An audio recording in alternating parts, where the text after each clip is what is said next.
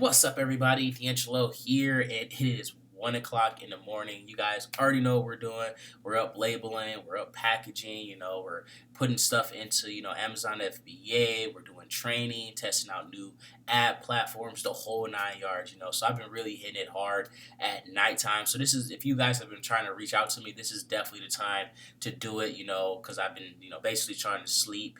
Or take mini naps or whatever during the day, so that way I can start reaching out to my people that are on different time zones, so I can help them out and stuff like that.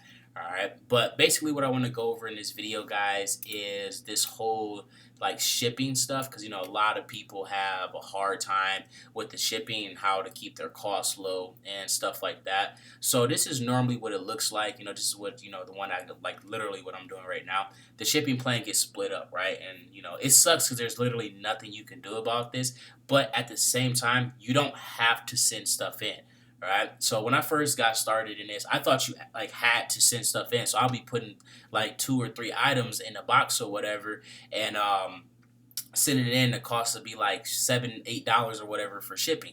You don't have to do that, guys. Okay, and that really eats into your profit, especially if you're sending in something that's only going to give you like $2 or $3 in profit or something like that, and you only have 3 of them. You're paying $7. You're now going to be getting $2 in profit instead of like that $9 in profit, right? So the best bet is to simply take your biggest one and then delete the other ones, right? So you take this one right here, you would fill this out or whatever. So like after you go through, you see down here where you accept the charges, complete shipment or whatever, then you would go back and you would just simply delete these two small ones here, and then you would save that inventory until you have more items to send in, and then normally it all goes into the same place. Now, but there are going to be some items that will always have to go to a certain place. Like for example, I had that Tony Hawk thing. No matter what, like that thing always went by itself to another like state or whatever. There was nothing I could do about that. Like I just had to send it off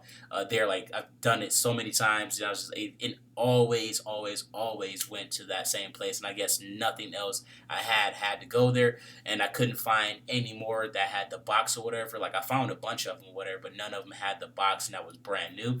So basically was stuck. Had to just send it in and pay that little $7 in shipment or whatever for it by itself. But we're still gonna make profit on that, so not bad. But I really would have liked to have sent something else with it, even like one other item, so that way it can at least eat a little bit into that shipping cost. But I mean, it is what it is. But yeah, some items you're just going to have to send by itself. No ifs, ands, or buts, But for the most part, most things, are going to be able to go into your bigger loads or whatnot. Like for these right here, these units right here, literally soon as I make the next shipment, both of these are going to go into this one right here. I don't know why they split stuff up sometimes. They just do it just to do it, when literally everything could go right here, but it is what it is sometimes. So what you do, again, just take your big one, fill that out, and then delete the smaller ones. And then when you have more inventory to send in, just simply add that inventory to the new shipping plan, and you're pretty much good to go. Right. Another thing is too to always make sure you have enough items sent going in. Like for this one right here, we're sending in 28 items. So and our cost is $5.48.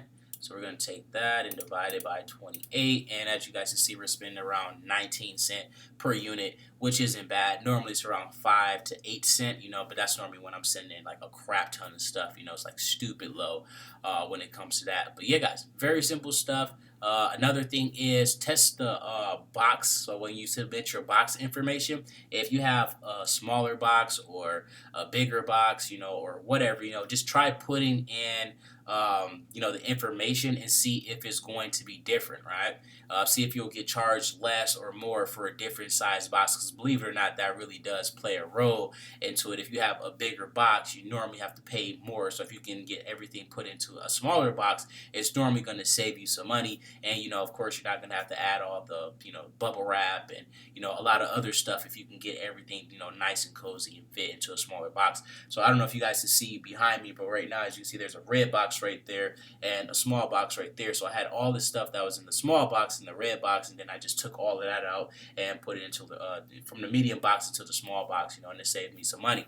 So again, Little simple stuff like that will make you some money, guys. But this is the main thing right here is when they split up your order, just simply don't send it in. I mean, that's all. That's the best thing you can do because if you send all this stuff in, my shipping probably would have been like 20 $25. If I had sent three things in, it wouldn't have been worth it. What it would have been worth it. But I mean, I don't want to pay that much money for shipping. When I can pay $5 instead of $25, right? Then you just hold on to the inventory and send that in next time you have more inventory. It's just that simple. But hopefully that helped you guys out. If you got any questions, simply drop them down below. And don't forget to like and subscribe.